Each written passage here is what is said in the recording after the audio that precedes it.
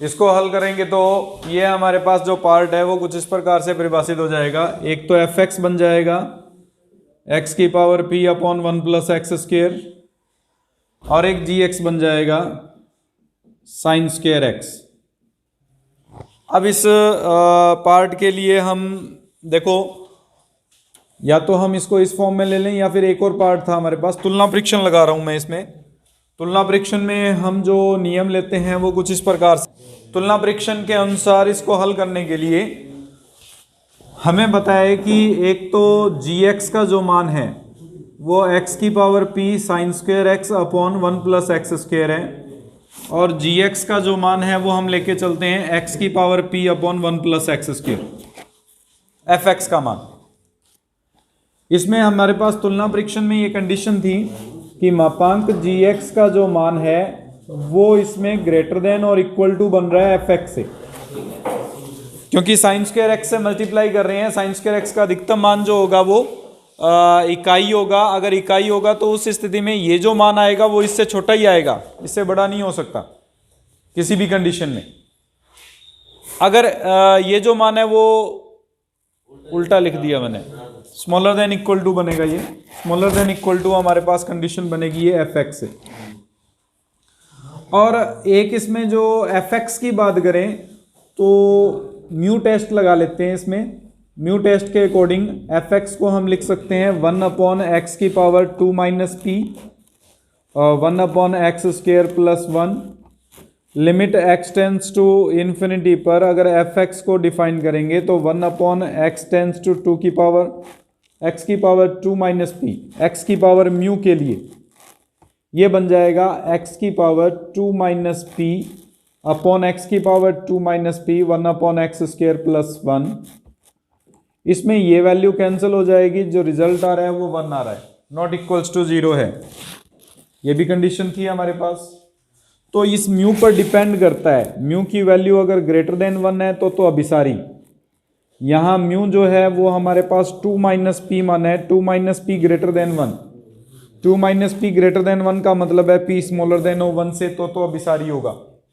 और दूसरी कंडीशन थी म्यू स्मॉलर देन 1 से इक्वल टू 1 के लिए, यहाँ पे अपसारी था।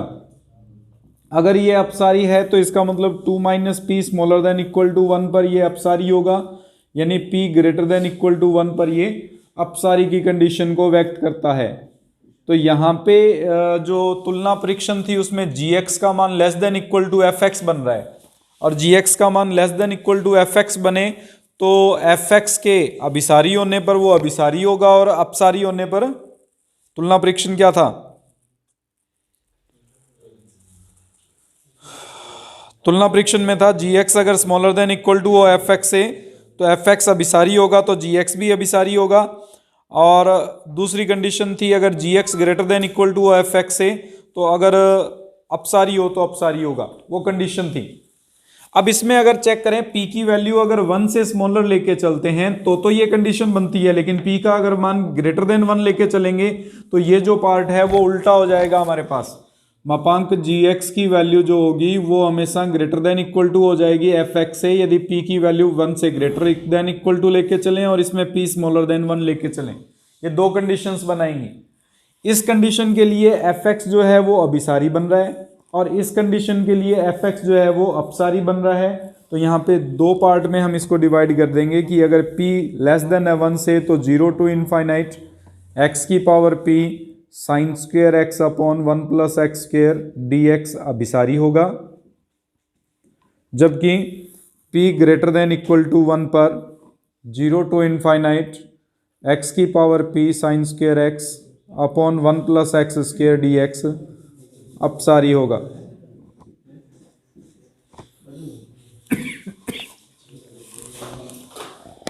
डी पार्ट है फोर्थ का।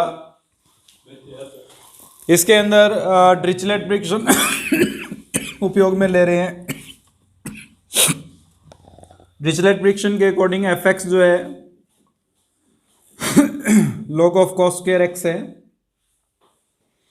ये जो log of cos square x बनेगा वो एक दिष्ट और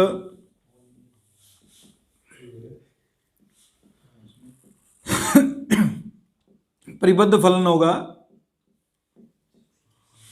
परिबद्ध इसलिए होगा क्योंकि इसका जो अधिकतम मान होता है कॉस का वो 1 होगा। अगर 1 होगा log 1 का मान 0 आएगा, यानी 0 से जो भी वैल्यू आएगी वो स्मॉलर ही होगी, 0 से ग्रेटर कभी भी नहीं आएगी।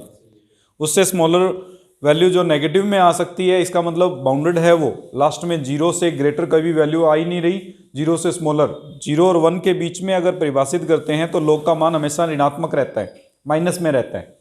अधिकतम इसमें 0 आएगा, अधिकतम 0 आएगा, इसका मतलब बाउंडेड है, ये ऊपर की ओर बाउंडेड कंडीशन को रिप्रेजेंट करता है।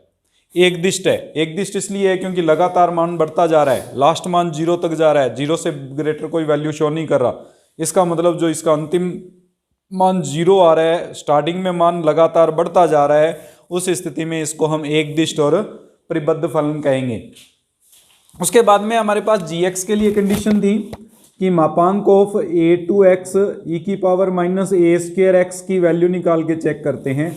अगर ये परिबद्ध होगा तो हम कहेंगे कि दिया गया जो फलन है वो अभिसारी है, अन्यथा ये अभिसारी नहीं है। तो इसके लिए कंडीशन हमारे पास इसका समाकलन हो जाएगा e⁻−a² अपॉन -a², लिमिट आ जाएगी a2x। सॉल्व करेंगे 1/a² e⁻−a² e⁻a³ बनेगा। हमें पता है e⁻−a² बन रहा है। अगर e⁻−a² बन रहा है तो x का मान अनंत रखने पर ये वैल्यू जो है वो 0 में कन्वर्ट होगी और e⁻−a³ माइनस के अंदर आ रही है, माइनस माइनस प्लस हो जाएगा। जो भी वैल्यू आएगी इसकी वो हमेशा एक परिबद्ध मान को ही व्यक्त करेगी, अनबाउंडेड वैल्यू को शो नहीं करेगी। जैसे जैसे x का मान अनंत की ओर जाएगा हमारे पास जो वैल्यू आ रही है वो एक निश्चित मान की ओर अग्रसर हो रही है, एक परिबद्ध मान की ओर अग्रसर हो रही है। तो यहाँ पे कहेंगे कि fx एक दिष्ट और परिबद्ध है, इसके साथ में gx जो है वो भी एक परिबद्ध फलन को व्यक्त करता है। उस स्थिति में 0 से लेकर अनंत तक e⁻−a² log ऑफ cos² जो है वो अभिसारी है डिरिचलेट परीक्षण से।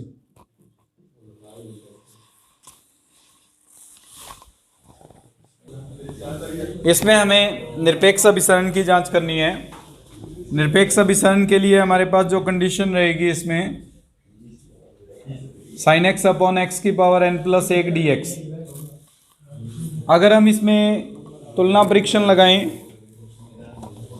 तो तुलना परीक्षण के अनुसार देखो sin x अपॉन x⁻n+1 जो है वो स्मॉलर देन होगा 1 अपॉन x⁻n+1 से, स्मॉलर देन और इक्वल टू कंडीशन को शो करेगा हमेशा।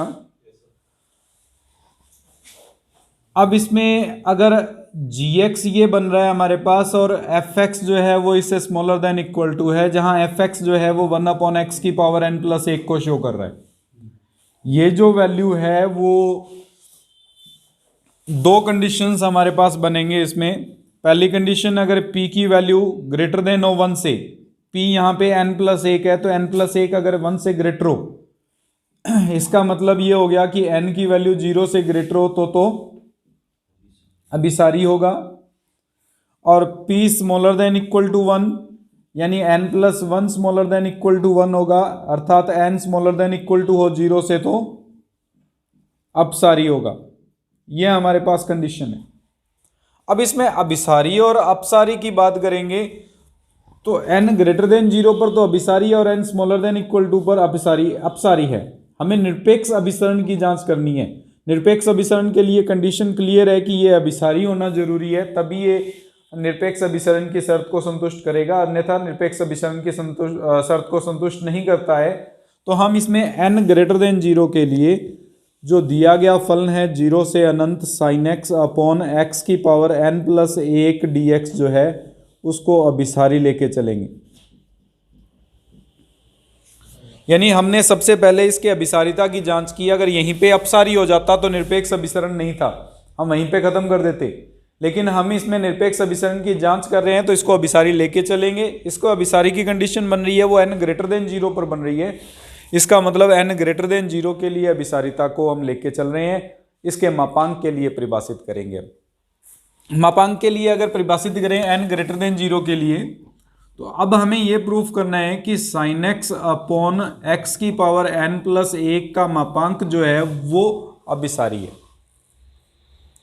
इसको अभिसारी चेक करने के लिए आप चाहें तो एफ एक्स और जी एक्स के रूप में परिभाषित करते हुए डिरिचलेट परीक्षण लगा दें, या फिर जो हमारे पास बाकी की कंडीशन थी एबल परीक्षण वगैरह की वो भी यूज़ कर सकते हैं।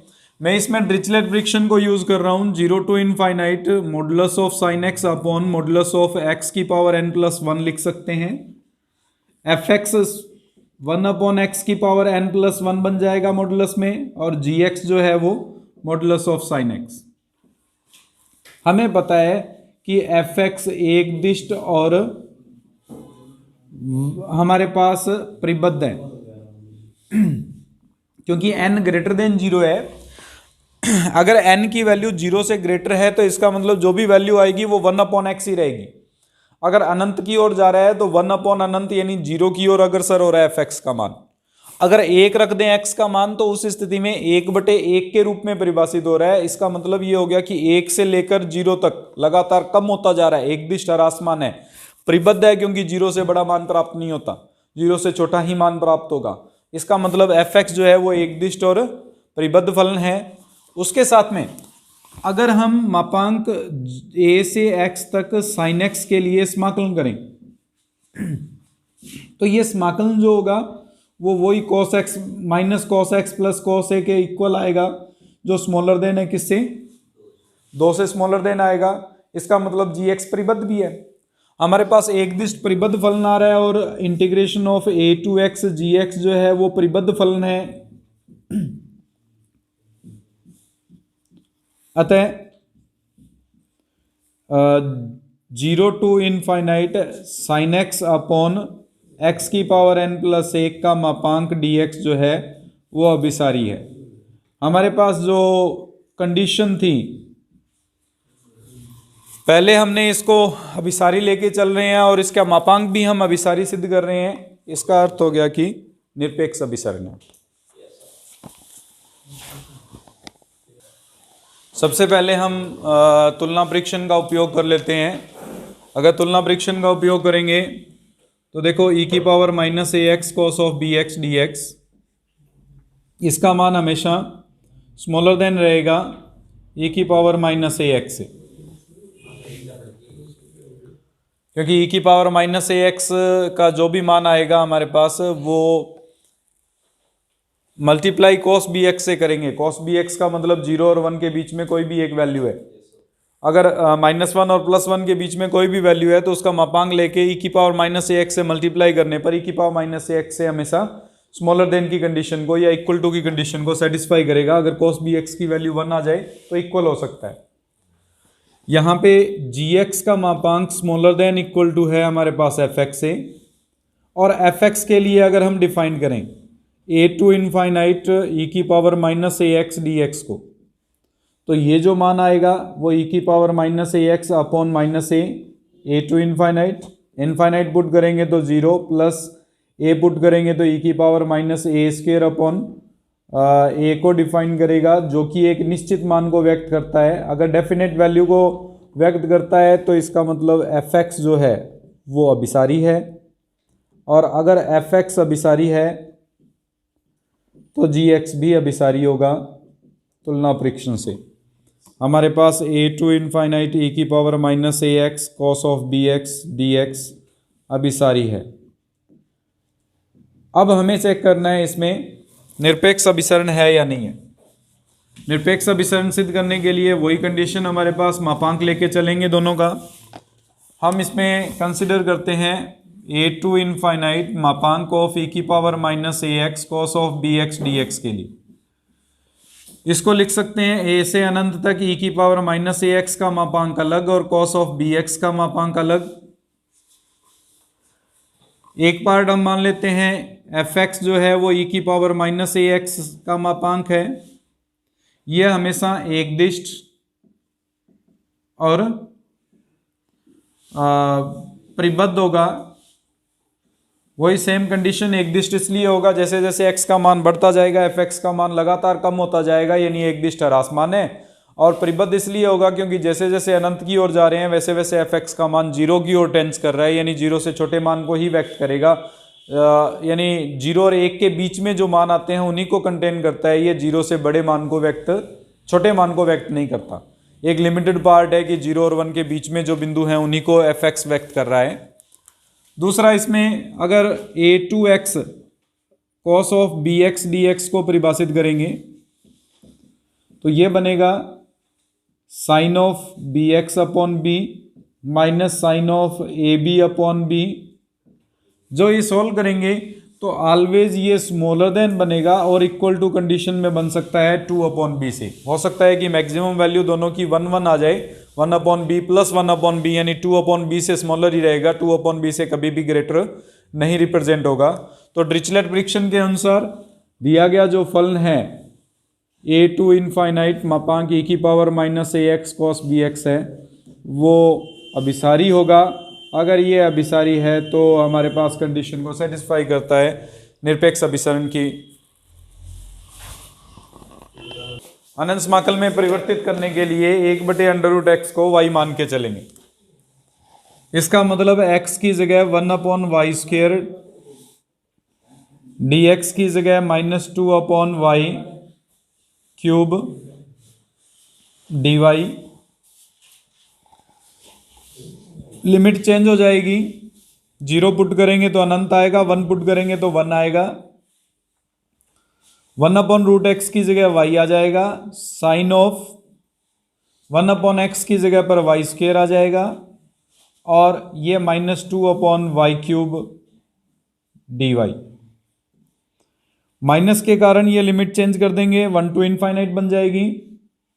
इसको सॉल्व करेंगे तो 2 into sine y² upon y² की कंडीशन बनेगी, जो हमने पीछे एक एग्जांपल किया था अभिसारी के लिए। पीछे एक एग्जांपल किया हुआ है, sign of y² upon y² dy जो होता है वो अभिसारी फंक्शन होता है। और निरपेक्ष अभिसरण के लिए मापांक लेके हल कर देंगे तो मापांक के अंदर आप डिरिचलेट परीक्षण इसमें यूज कर सकते हो। डिरिचलेट परीक्षण के अनुसार 1/y² जो होगा वो परिबद्ध होगा और एकदिष्ट होगा। उसके साथ में साइन ऑफ y² की अगर मापांक लेके चलेंगे तो gx परिबद्ध बनेगा। अगर gx परिबद्ध बनेगा तो ये डिरिचलेट परीक्षण के अनुसार मापांक लेने के बाद अभिसारी हो जाएगा। उससे पहले अभिसरण के लिए एक टॉपिक किया हुआ है हमने साइन y² अपॉन y² के लिए, उस नियम से हम समाकलन करते हुए या इसका नियम लगाते हुए अभिसारी सिद्ध कर सकते हैं। दोनों अभिसरण होंगे तो निरपेक्ष अभिसारिता को संतुष्ट करता है।